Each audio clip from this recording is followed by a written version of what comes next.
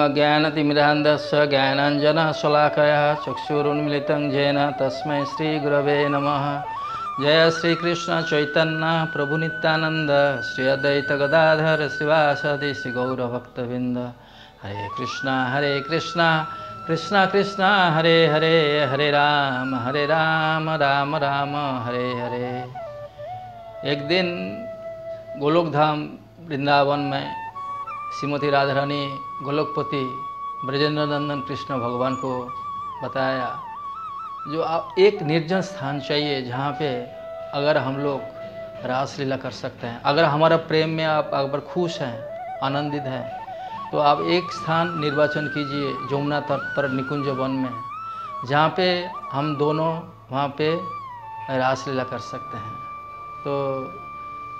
तो भगवान कृष्ण तब राधा रानी को खुश करने के लिए तब अपना जो हृदय में जब अपना कमल नयन से दर्शन किए, दृष्टिपात किए, तो उनका हृदय से एक जो ज्योति निकलकर वो भूमि ब्रज में जो गोलोक धाम वृंदावन में जब वहाँ पे से एक पर्वतमाला वहाँ पे साथ में वो पर्वत हो गए हैं, और वो पर्वत जो है वो लाखों योजन जो है विस्तृत है, और एक शतकोटि योजन जो है उसका दीर्घ है, मतलब लेंथ है, और 50 करोड़ योजन जो है उसका ऊंचाई है, और नीचे भी 50 करोड़ योजन है। ऐसा विशाल पर्वत भगवान का इच्छा से प्रकट हो गए हैं। तो प्रकट होने के बाद वो पर्वत जो है वो धीरे धीरे और बढ़ने लगे। तो वहाँ पे जो गोलोक धाम में जितना भी जो अधिवासी हैं वो लोग भयचकित हो गए हैं, वो तो कितने बढ़ेंगे। तो भगवान कृष्ण पर्वतमाला को रिक्वेस्ट किए, अनुरोध किए कि आप मत बढ़िए, क्योंकि यहाँ का जो अधिवासी है वृंदावन ब्रज में, जो ब्रजवासी है गोलोक धाम में, सब लोग भीत संत्रस्त है, तो आप मत बढ़िए। तो भगवान कृष्ण का बात सुनकर तो पर्वतमाला यहीं पर और वहाँ पे उनका वो वृद्धि नहीं हुआ, वहाँ पे रुक गए। तो ये पर्वत जो है वो पर्वत जैसे वहाँ पे ओलीकुल समस्त संगीत कर रहे थे, उसमें झरना है, गुफा है, और अशोक वृक्ष, बकुल वृक्ष और बहुत सारी वृक्ष से सुशोभित है। और वो देखने के, और जो पर्वतमाला में शतशृंग पर्वत है, और पर्वत में कलसी है, स्वर्ण कलश है, इतना सुशोभित है वो पर्वतमाला। गोवर्धन पर्वत जो वृंदावन में गोलोक धाम वृंदावन में प्रकट हुए, तो ये पर्वत जो प्रकट हुए तो सब लोग बहुत खुश हो गए हैं। राधा रानी और कृष्ण भगवान वो पर्वत का पाददेश में निकुंज वन में यमुना तट में आनंद में उसमें विहार करने लगे। तो एक बार जो राधा श्रीदाम का अभिशाप में जब ये राधा रानी जब प्रकट मानवीय रूप में धराधाम में प्रकट होने का समय आ गए हैं, तो राधा रानी बताया भगवान कृष्ण को, जो हम जो भौम वृंदावन में प्रकट होंगे मानव लीला करने के लिए, तो वहाँ पे यमुना नहीं है, वहाँ पे गिरिराज नहीं है, हम कैसे आएंगे। तो भगवान कृष्ण बोले श्रीमती राधा रानी को, आप मत चिंतन मत कीजिए, क्योंकि हम जब आएंगे तब तो हम यमुना जी को भी लेके आएंगे और गिरिराज गोवर्धन को भी लेके आएंगे। तो गिरिराज कैसे प्रकट होंगे, तो उनको एक पिता चाहिए, एक माता चाहिए। तब क्या हुआ ना, शाल्मली द्वीप, भारत का पश्चिम प्रदेश में शाल्मली बोल के एक द्वीप है। ये गर्ग संहिता में वृंदावन खंड में ये जो कहानियाँ ये वर्णन किए गए हैं। गर्ग संहिता में वृंदावन खंड में ये जो कहानियाँ जो शाल्मली द्वीप में भारत का पश्चिम प्रदेश में, तो वो द्रोण पर्वत जो है उनका पुत्र का रूप में गिरिराज प्रकट हुए। गिरिराज जब प्रकट हुए उनको दर्शन करने के लिए सुमेरु पर्वत आ गए, हिमालय पर्वत आज आ गए हैं, और इनका सौंदर्य दर्शन करके तो वो लोग बहुत खुश हो गए, आनंद हो गए हैं, और वो लोग उत्तम श्लोक से वंदना किए, उनको पादार्घ्य से पूजन किए, और उनको प्रदक्षिणा किए। प्रदक्षिणा करने के बाद बोलते आप जो है ये हमारा यहाँ का राजा है, गिरिराज है, समस्त पर्वतमाला से आप सबसे सर्वश्रेष्ठ है, सुंदर है, क्योंकि वो पर्वत जो है वो अशोक वृक्ष जो है, बकुल वृक्ष है, उसमें झरना है, बहुत सारी कुंज है और स्वर्ण कलश है और शतशृंग जैसे है, चूड़ा है। तो ये पर्वतमाला को दर्शन करके सब लोग बहुत खुश हो गए हैं। तो उसका बाद जो पर्वत जब ऐसा प्रकट हुए शाल्मली द्वीप में, एक बार पुलस्त ऋषि जो है तीर्थ यात्रा करने के लिए निकल गए। तो जब तीर्थ यात्रा करने के लिए गए तब वो शाल्मली द्वीप में पहुँचे और ये पर्वतमाला का सौंदर्य दर्शन करके तो उन्होंने सोचा ये पर्वत जो है ध्यान करने का, योग करने का, वहाँ पे भगवान का भजन करने का सबसे आदर्श स्थान है। क्योंकि ये जो इतना विहंग जो है वो मतलब कूजन कर रहे थे, जो पक्षी जो ओलियाँ है उसको गुनगुन करके गान गा रहे थे, मयूर जो है वहाँ पे पेखम मेलकर उसमें नृत्य कर रहे थे। तो जो मुनिराज पुलस्त ऋषि बहुत खुश हो गए हैं और द्रोण जो वहाँ का राजा है उनको बताया, आपका जो पुत्र ये गिरिराज को हमको दे दीजिए, हम काशी में हम इसको लेके जाएंगे, काशी में जितना भी सो मुनि ऋषि है हम लोग इनका पाददेश में हम लोग भजन करेंगे। तो गिरिराज का बोलता ठीक है, हमारे पुत्र को हम पूछते हैं। तो गिरिराज को जब पूछे द्रोण उनका पिता, तो बताए मुनिवर हमको लेके कैसे जाएंगे, हम इतना बड़ा है। एक्चुअली भौम वृंदावन में जो गिरिराज प्रकट हुए वो 8 योजन जो है उसका दैर्घ्य है, लेंथ है, और जो प्रस्थ है 5 योजन है, और जो उच्चता है वो 2 योजन है। 1 योजन मतलब 8 माइल होता है। तो इतना बड़ा हम जो हमारा साइज है आप कि कैसे लेके चलेंगे। बोलते कोई दिक्कत नहीं है, हम हमारा दक्षिण हस्त में, दान हाथ में आपको लेके चलेंगे। जैसे हनुमान जी गंधमादन पर्वत लेके आए, इसी तरह हम हमारा दान हाथ में आपको लेके चलेंगे। तो जब ऐसे लेके चल के आ रहे थे तब जब वृंदावन में पहुँचे तो गिरिराज जी ने सोचा, अरे हम तो यहाँ पे प्रकट हुए, यहाँ पे भौम वृंदावन में आए, क्यों, किसके लिए? क्योंकि कृष्ण भगवान और राधा रानी का जो लीला होंगे, विहार करेंगे, वो हमारा पाददेश में विहार करेंगे, लीला करेंगे। तो इसके लिए तो हम यहाँ पे प्रकट हुए, तो हम तो यहाँ पे रुकेंगे। तो इसके लिए क्या किए ना, उनका जो ओजोन है वो धीरे धीरे बढ़ाने लगे। इतना ओजोन बढ़ाने लगे तो मुनिवर जो खूब है क्लांत हो गए हैं। तो क्लांत होने के बाद बावजूद क्या किए ना, वो पर्वत को अपना भूमि पर रख दिए और थोड़ा सा अपना रिलीफ लेने के लिए जब थोड़ा टाइम रुके तो फिर से जब आए गिरिराज को बताए, अब आइए आप, हम लोग काशी में चलेंगे। तो गिरिराज तो इतना भारी है उनको उठा ही नहीं पा रहा था मुनि पुलस्त ऋषि ने। तो बोलते क्या बात है? तो बोलते आपको तो हम बताए थे ना, जो हम आपका अगर हमको रख देंगे जहाँ पे, वहीं से हम चलेंगे नहीं, हम यहीं पर रुक जाएंगे।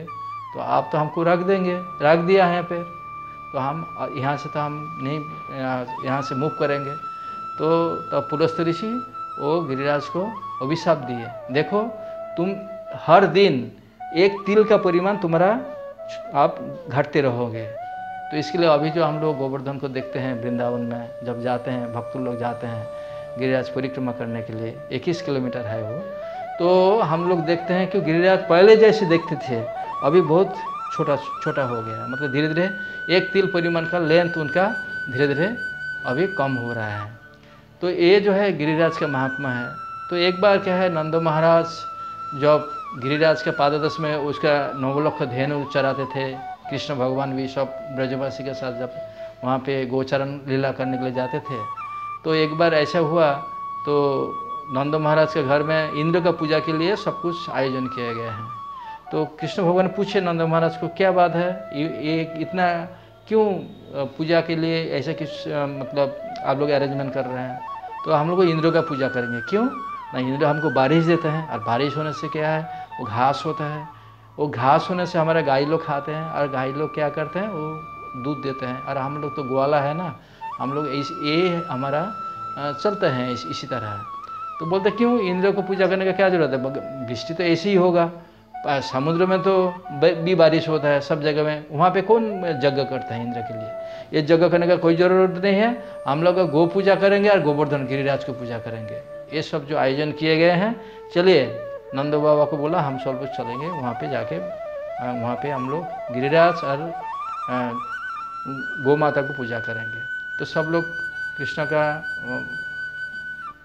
जो संतुष्ट हो गए हैं उनका मधुर वाक्य से, और उनका जो कुछ जुक्ति दिखाया, सब लोग खुश हो गए और सब लोग मिलके चले गोवर्धन को पूजा करने के लिए।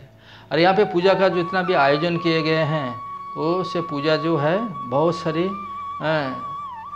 जो खाद्य सामग्री वहाँ पे सब गिरिराज को ऑफरिंग किए, और ऑफरिंग करने के बाद जितना भी लोग ऑफरिंग कर रहे थे गिरिराज सब कुछ खा रहे थे।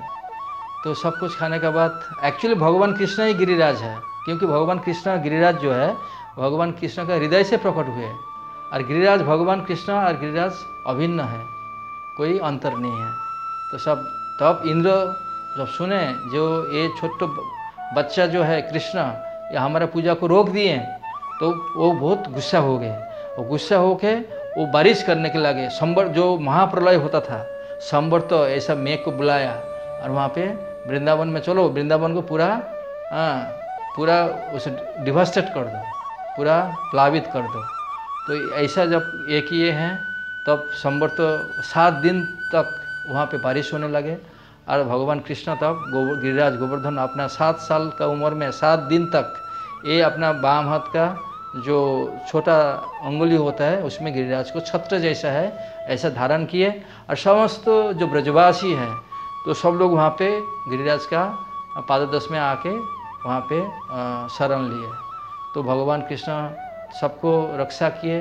वो शेषनाग जो है वो नीचे सब कुछ बारिश को वहाँ पे अगर नहीं आए ब्रजवासी को विव्रत नहीं करेंगे, इसलिए शेषनाग उसको रक्षा किए। ऊपर में सुदर्शन चक्र वो बारिश को रोक दिए थे। तो इसके लिए 7 दिन का बाद जब इंद्र देखे वृंदावन जैसी है ऐसी है, कुछ भी खराब नहीं कर पाए, नष्ट नहीं कर पाए। तो भगवान का जो महात्मा है भगवान कृष्ण का इंद्र ने समझ गए। तो वो क्या किए ना, जो स्वर्ग लोक से सुरभि गाभी लेकर और भगवान कृष्ण से माफ़ी मांगे, उनको प्रार्थना किए, अपना जो कृतकर्म किए उसके लिए वो उनको पूजा किए, पूजा करके भगवान को संतुष्ट किए। वो गोविंद कुंड जो जहाँ है वो गोविंद कुंड में ऐसा जो अभी भी है, वो गोविंद कुंड में भक्त लोग जब गिरिराज परिक्रमा करते हैं, मानसी गंगा का पार वहाँ पे केशव देव का मंदिर है। वृंदावन में ऐसे 4 देव है, जैसा मानसी गंगा के पास केशव देव है, और मथुरा में हरिदेव है मानसी गंगा के पास, केशव देव है मथुरा में, और बलदेव है, और गोविंद देव है। वृंदावन में गोविंद देव है, ऐसा 4 देव है। और वृंदावन में 4 शिव जी भी है। चाकलेश्वर महादेव है, जैसे मानसी गंगा के चाकलेश्वर महादेव है, और मथुरा में भूतेश्वर महादेव है, कामोवन में कामेश्वर महादेव है, और वृंदावन में गोपेश्वर महादेव है। ऐसा 4 देव है और 4 महादेव भी है।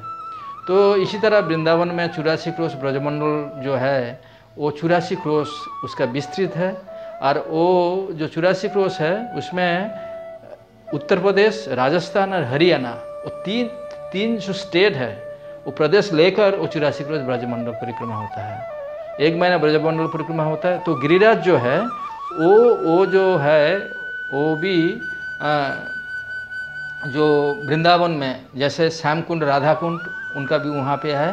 और गिरिराज जो पूजा होता है उनका मानसी गंगा जो है उसका आँख है, भगवान जो कृष्ण उनका आँख है जो मानसी गंगा। और वृंदावन में जो उसका जो अन्नकूट महोत्सव होता है उनका बदन जैसा मुखमंडल है जहाँ पे अन्नकूट महोत्सव होते हैं। तो ये अन्नकूट महोत्सव हमारा सिलीगुड़ी में भी आ रहे हैं आगामी शुक्रवार जो 5 नवंबर ये गोवर्धन गिरिराज का पूजा करने लगे जा रहे हैं। तो आप लोग सब लोग आइए, गिरिराज का पूजा में भाग लीजिए। और उसमें गोवत्स और गाभी गौ माता को भी पूजा उस दिन किए गए हैं। हम लोग भी यहाँ पे गौ माता का पूजा करेंगे, गिरिराज को पूजा करेंगे, प्रदक्षिणा करेंगे। गंगा, जमुना, सरस्वती से पवित्र नदियाँ, पंच तीर्थ जो है उसमें पानी में उसको हम लोग को अभिषेक करेंगे और सब लोग को प्रसाद बांटा जाएगा। जो भी आएंगे सबको प्रसाद दिया जाएगा गिरिराज का, अन्नकूट का, महामहोत्सव का। तो आप लोग सब लोग आइए, गिरिराज का प्रसाद लीजिए, प्रदक्षिणा कीजिए और उसमें भाग लीजिए, गौ माता को पूजा कीजिए, अपना मनुष्य जीवन को सार्थक कीजिए। हरे कृष्ण।